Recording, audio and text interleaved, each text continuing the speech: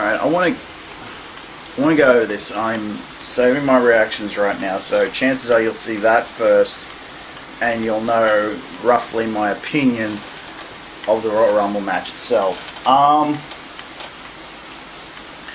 So I was a bit behind on the show. I didn't watch it exactly live. There was a little bit like an hour or so behind. I had a couple of hiccups, not as bad as TLC was, but still a bit annoying. Alright, so I'll start with the pre-show. I think that's when the trouble really started, from memory. But I look at this show, right? I look at this match, and yeah, I was like, what the heck's going on here? And apparently, according to Colin, that Mark Henry and Jack Swagger have been tag teaming for a while, and wow, yeah, they won. It was kind of a bit of a botch here and there. So yeah, great guys. Yeah, it wasn't too. It was just like, yeah, it's this pre-show match. Dean Ambrose and Kevin Owens in the Last Man Standing match. This was match of the night, and nothing could catch up to it, and that's understandable. And I didn't mind it coming out first because, like, these guys were going to be in the Rumble and they were going to be in it for a while. I did not know that. I thought they shouldn't have been in it at all, and should put some other people in there. But okay, lacking talent, I can see why they would do that.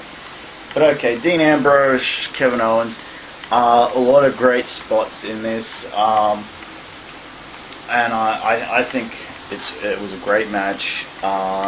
Really showed what these guys could do, and I think that the Continental title has sort of regained its position by having these two feud over it. And initially I thought I picked Owens to win, and I'm glad it did, and that was pretty awesome. I'm glad he went over. It looks like there's going to be, at least there's a few options for him coming out of the Royal Rumble. New Day, Big E, and Kofi Kingston. That was pretty cool. Pretty cool intro and everything. A little bit, few botches by the Usos and that. But yeah, overall, I didn't mind this match. It was a good, like the last match was so like hardcore and everything. You need to like diffuse it with a bit of this match. Again, I got to agree with a couple of people that have said that it's time to bring up some tag teams from NXT, because like they're overloaded with tag teams, and there's tag teams that should be brought up. And yeah, Kalisto and Alberto Del Rio. This was a good match until a certain point where I could hear Alberto calling a spot, and that was a shame. And Kalisto won back the belt too. Was not expecting that. I guess they're playing yo-yo with the championship, so that's weird. But Sin Cara's supposed to be coming back, so we might be getting some new feuds going forward. Charlotte versus Becky Lynch. Good match, and I think the fallout of it is pretty cool. Yeah, so whack. That's pretty alright match. Good match to have before the Royal Rumble. We got some, I should mention too, there was some trailers for some stuff on the network. It's pretty interesting. There's some new WCW stuff on the network too, which is pretty cool. I can't wait to watch some of the Nitros and that. They haven't put any Thunders up yet. I'm hoping they put up the Saturday night shows first before they do that. But apparently some ECW stuff is supposed to be going up. Okay. Alright. Now the Rumble itself. Now if you watched my reaction video, you saw how ecstatic I was and then how frustrated I got as the Rumble went along. Start off good. We got Roman Reigns doing some cool stuff, and then AJ came in at number 3. And you look at it, you watch it, AJ was specifically put in there to make everybody else look good, but in doing so, it made him look like he sucked. I don't even think he eliminated anyone. He tried to put his style clash on Roman Reigns, but the guy is so big and so heavy, he's not used to it. And I think he's been wrestling a lot of Japanese guys that are roughly his size and that. And I'm guessing that's why he uses as his backup finisher the Springboard 450, which is pretty cool. I just and then later on, Roman got carted off, and I said in that video, every more entrances that go past, the lamer and lamer it gets. That Roman coming back will be, and they chose right at 29 to bring him back out. I hate it whenever they do that. Now, if he had been left outside, and he was like, no, I'm gonna get up, man, and he got up at I don't know, 23. The 23rd entrant came in, and he slowly was starting to get up to the thing. Similar to what The Rock did. The Rock was taken out. And did he get carted away by medical people? No. And, yeah, that was a different thing, but still, it was lame. Hate it.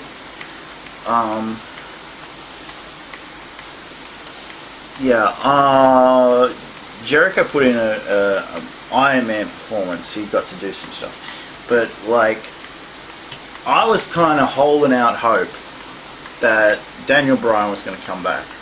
Now, if he comes back tomorrow night, I'm going to be pissed. So at least leave it a week. Okay, he wasn't cleared. He was say we didn't want to do anything with him until then. So hopefully they do some stuff. The rest of the stuff, that was the main thing that was frustrating me throughout the match, was AJ could bet. I think he got his springboard forearm. I think that was his one real offensive move. It's he would run at everyone and it'd be bang, taken out. Bang, taken out. This guy is a former 2-time IWGP champion. Now, I know people don't like to bring up TNA, and he was but he done a lot of cool stuff there as well. But AJ Styles being treated like this ticks me off.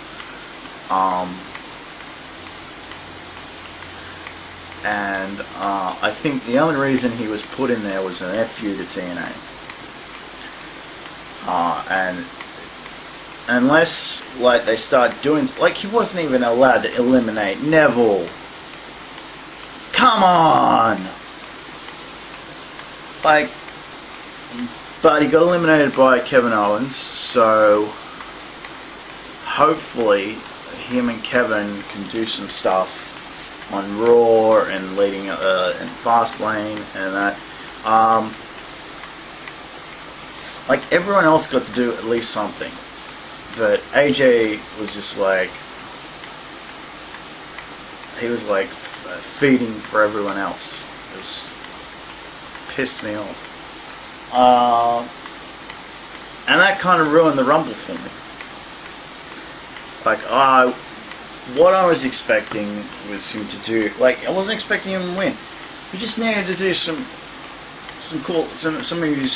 his cool moves. I know this is not everyone's favorite, but I like it where he does springboard, comes down, grabs the guy, and then drops him down in DDT. I love that move.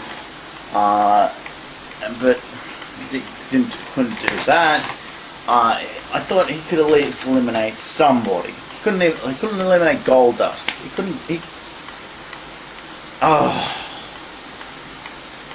And this guy is he's like, out of all those guys from Japan that they picked up, he's the #1 guy and top drawer in Japan, and outside of everyone else that they like, top guy in like everywhere else since 2001, like as far as talent, in-ring talent goes. And he can talk alright. Like I don't see this guy being main event WWE, because like pretty set for that at the moment. But I imagine Kane, Big Show, Mark Henry are leaving, and they're going to need some big guys to come up and fill in the holes, and they really haven't. John Cena, could be gone. Pretty, like, his injuries keep coming up, and yeah, they're going to be strapped for talent after that.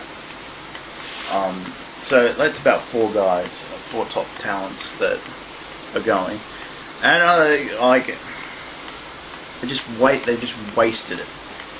Like if you were like, if you didn't know who AJ Styles was, you'd be like, what's the big deal? He's getting taken out by everyone in the ring. Like Ian Titus O'Neil did some stuff to him. Like, you'd be like, why does everyone like this guy? Oh, he does a springboard forearm.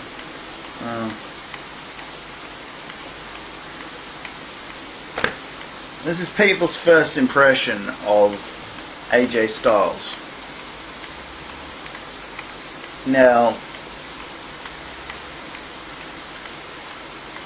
if I were them, at some time I'd have him cut a promo on Raw against somebody, and yeah, so a lot of it will depend on that. But yeah, Mark Henry and Jack Swagger did very little. At least AJ Styles lasted a while, I gotta say that. But in doing so, he looked bad. But anyway, hopefully things turn out better. I forgot to mention who won. Okay, so Sheamus comes out with the final 4: Dean Ambrose, Roman Reigns, Sheamus, and number 30, Triple H. Now everybody that I've seen predicted this, and it was the only way for him to go, and I understand why they did it.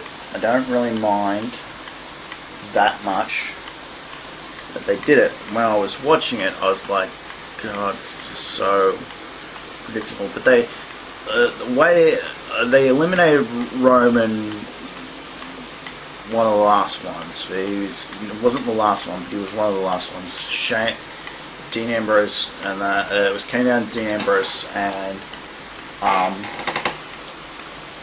Triple H, and I was kind of like, well, okay, who would they hate more than Roman? Okay, that's why I thought Daniel Bryan might come back and win it, because I thought, okay, well, if they hate Roman so much, who would they hate more? They'd hate Daniel Bryan going up, and yeah, that would be kind of cool.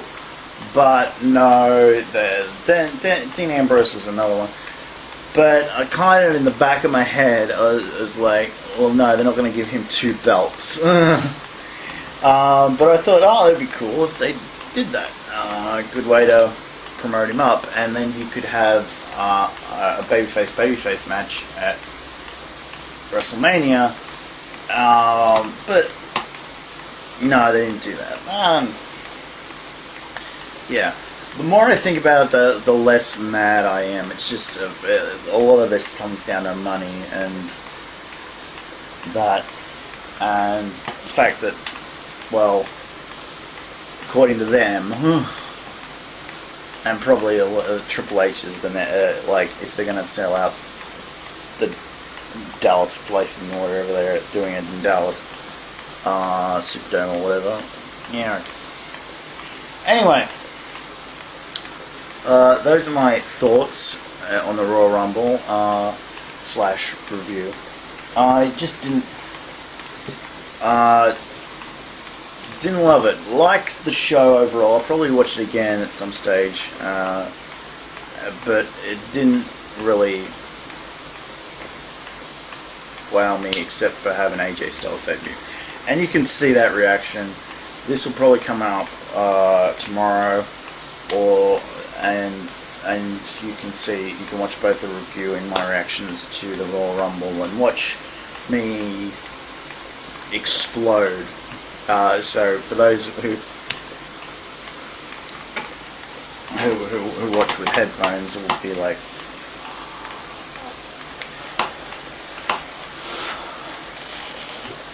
alright, bye.